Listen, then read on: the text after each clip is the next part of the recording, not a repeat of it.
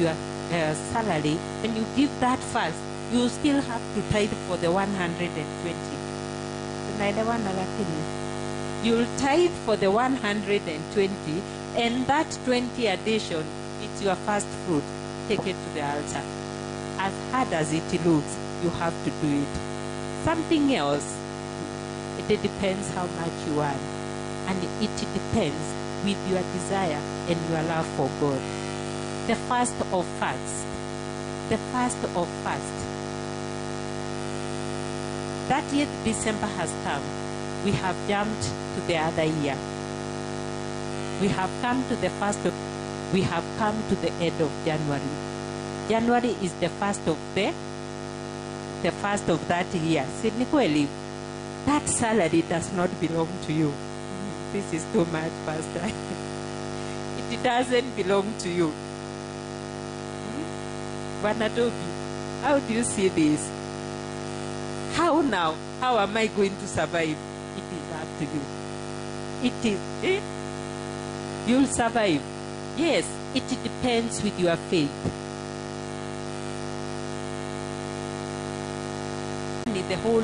The whole of December. Like now, the schools are being closed next week. The primary school children will be home. They will be there. They will start consuming all that you have saved. And then by January, no money. Then you tell me the first of the first I take to church, I'll not take. It is up to you. Now that is where we are. That's all. I have a testimony, and I know the testimony I will give it next year. So wait, be here. I'll give you a testimony next year because it is still in the kitchen. It's being prepared. The testimony is coming, and I'll tell you about the first fruit, the first of the fast, how it works and how it has worked for me. I'm preparing the testimony, and I know it will change your life, and it will change somebody's life in your life, that you teach them and you tell them, let us obey God and do what is right.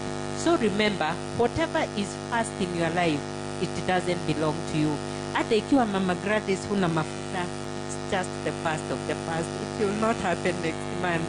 Wacha yende na useme, God, even with my hard heart, forgive me, but it belongs to you, and everything shall work out well for you. And please remember that it is your faith in God. If you do not believe in it, if you don't trust that it will work for you, it is up to you. No one forces you. No one will push you, because it is the law of God that the first belongs to Him. Okay, if you rent to the poor, as I said, you are lending to God. We give to you so that you are able to give out to others and to help where you are supposed to help, so that you can get your blessings. When you give your fast, you are attracting your blessings. When you give your tithe, because it's the law of God, you attract blessings to come into your life. Tithe and offerings are not the same. The first fruit, as I've said, was revealed even before the tithe. Get me right here. The first fruit was revealed even before the tithe. First was revealed at to give an offering. That was the first of their things. Everything that God had given them.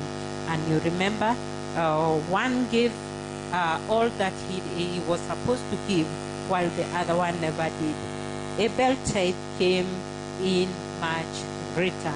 I mean, the tithing came that 1/10 of all God's blessings He has given you, you have to give out. It's a 10th. Tithe is a 10th. Give it out. It doesn't belong to you. He didn't plead to be given. God will never plead with you. God will never tell you, please charity. Our bishop the other day said, I will not push anybody to give tithe. It is your promise with your God. God knows you. God knows at the end of the week how much you get, but you are robbing Him. You are stealing from God. You cannot give Him. My sisters, my brothers, let me tell you, a destitute home, a place where there are orphans you go and give. That is not tithing. That is your tithe. You are supposed to take it to the altar. God will not say, excuse me, it's time for you to give tithe. Please go and give tithe. No, He will. It's you who wants to be blessed. It's blessings you are attracting. And if you cannot do it to God, He will not at all be able to trade with you. If you like to, you'll claim it. You'll claim the blessings that you require from God, and you have to do what is right. Tithe. Tithe is not like offering. You can do your offering anywhere you want, but on tithing, you must have an altar. You must have that one particular place that you take your tithe. You have 10,000 as your tithe, you'll not take it to your uncle. You will not take it to your father. Tithe has to go to the place where your heart is always nourished. That place ambapo unabarikiwa, hapo ndio utapeleka tithe yako, nowhere else. Hapana tanga. Ikiwa nataka pesa yako itangatange, you can collect the free will offering and give it wherever you want. But tithe and fast food, you take it to the altar where your heart is nourished. Amen. Unasoma, we are getting it. Yes, I believe after this, all of us, we are going to change, and something good is going to happen. Where your heart is being nourished, that is where your tithe goes. Hapana huko nyumbani ulitoka 30 years ago like me. No, you can give an offering there. Every day, that's where your tithe goes. So hapana sema hata ile kanisa ya nyumbani ninajenganga, so I have to take my tithe there. It doesn't work like that. And that's why it's very, very important. Like us who are working in the government, or wakati wa kutangatanga kidogo. Yes, when you are new at some place, you'll at times not even go to church. You'll do it in your house. There another time you'll hear music in the background.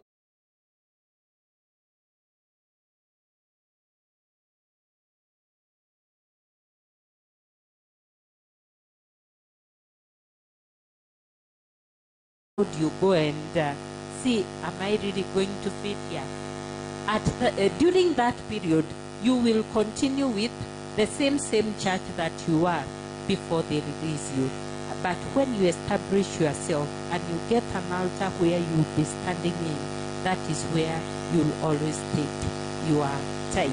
And you have to make sure that you have been released on the other side well by the man of God that you are with.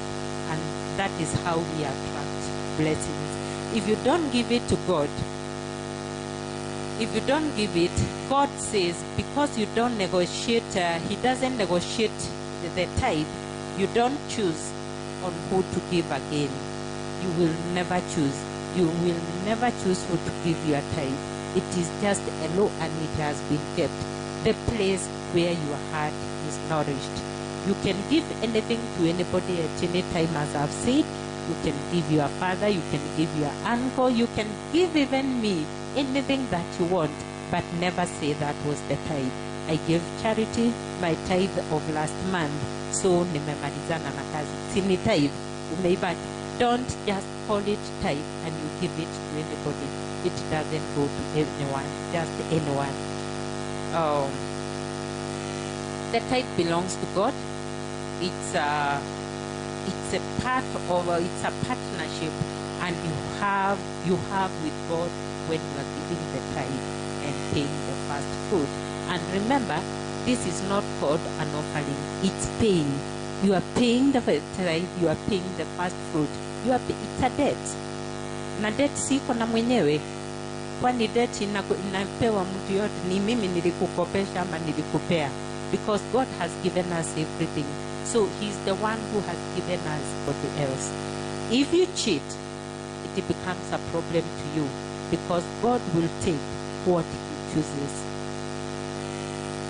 Did we get that? If you cheat, God will take from you what He chooses. He will take what He wants. See, everything belongs to God. Blessings that God has given us here too. He will take what he wants from you. You just ask yourself, what is it that I own that God can take away from me? Hebu jiulize kwa roho yako tu, ni nini unadhamini sana that God takes it away from you just because you could not give just 10 shillings, that is your tithe. Unaona itasaidia sana not give it out. It doesn't matter what you do, my brothers and my sisters.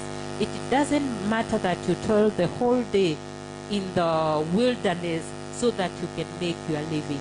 Just give it to God. You can even give a 15%. Trust God. You will not beg. You will not beg in your life because you have trusted God. Amen? This one touches my heart, that if you cheat, it becomes a problem to you because God will take away what he chooses.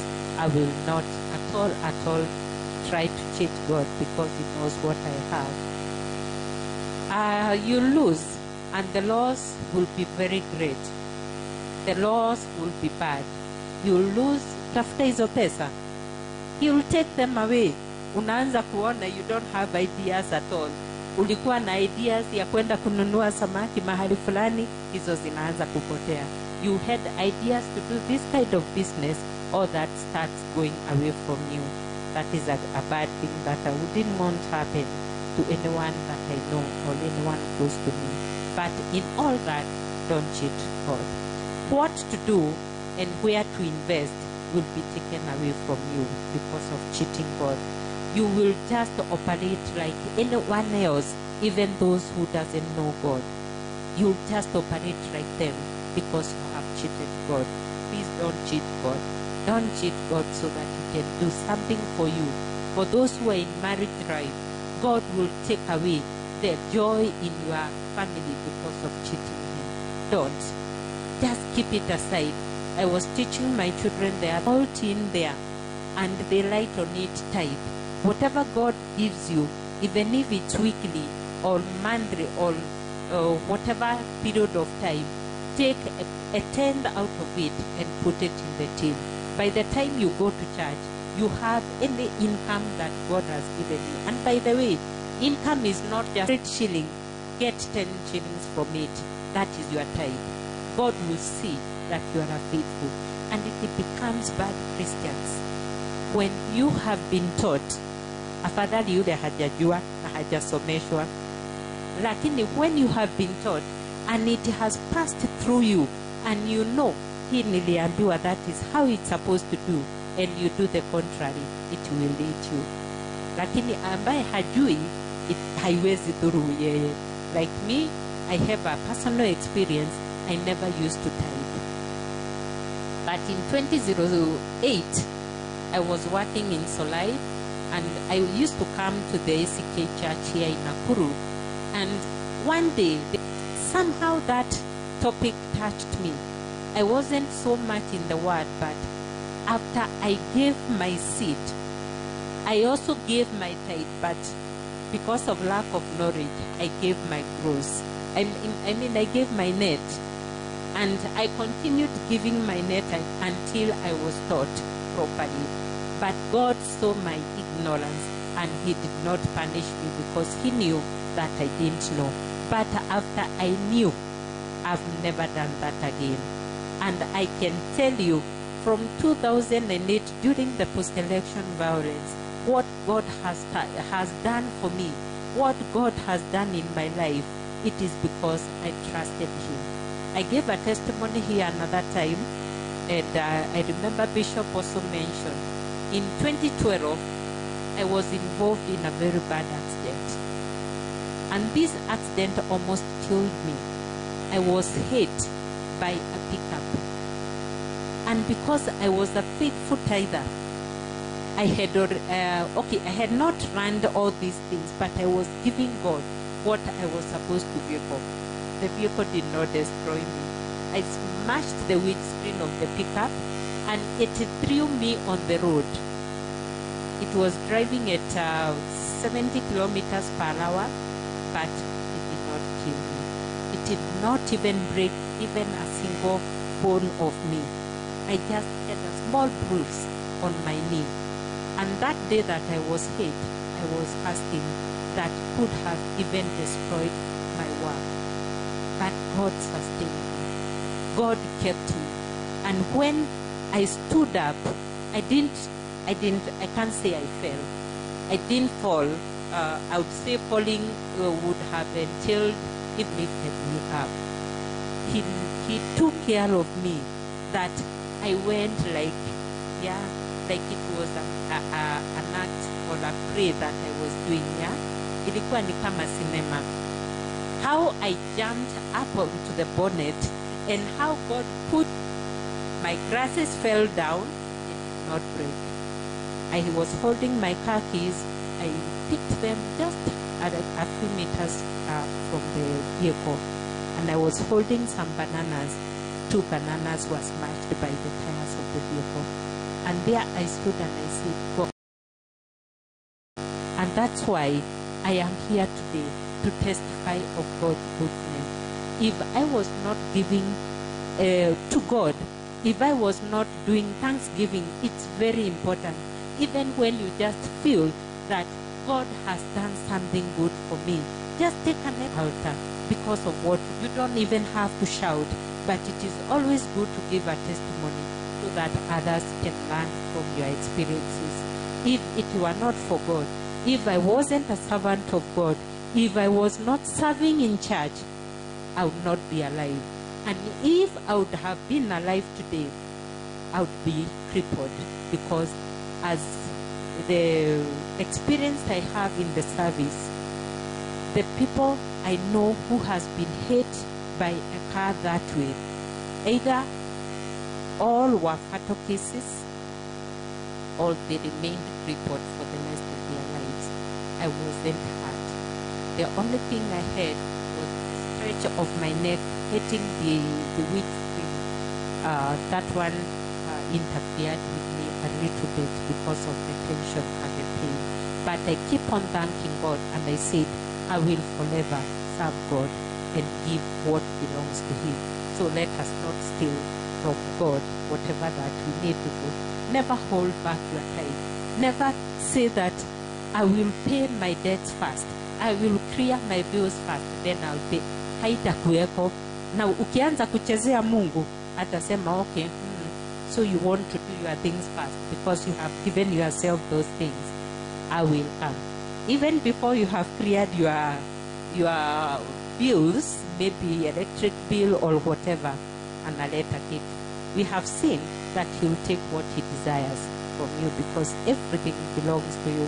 But God knows us. He knows that ni siku ya kwenda kupeleka haijafika.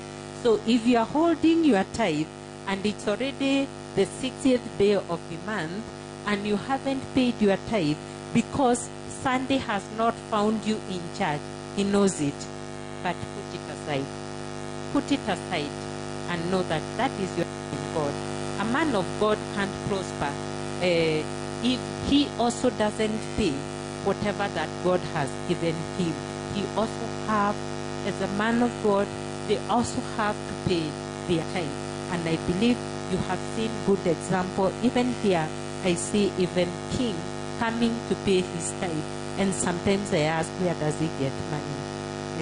But I thank God he has known that whatever he has been given by his parents or whatever he has been given by friends, he has to take part of it and give it back to God. 9. 2 Corinthians 9.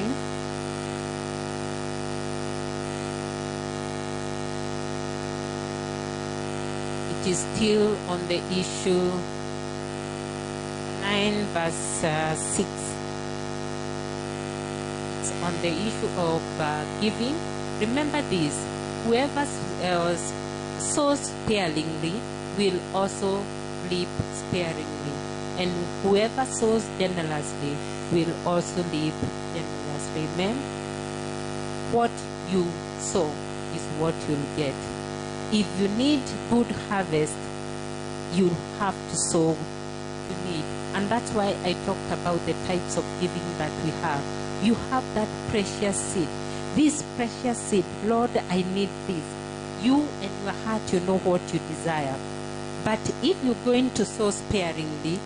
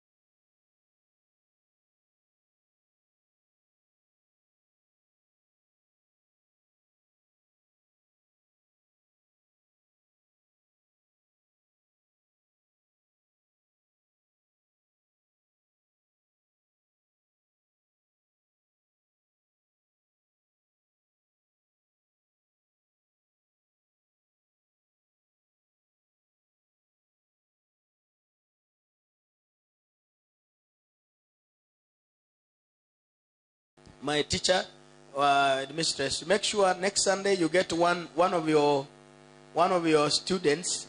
She comes.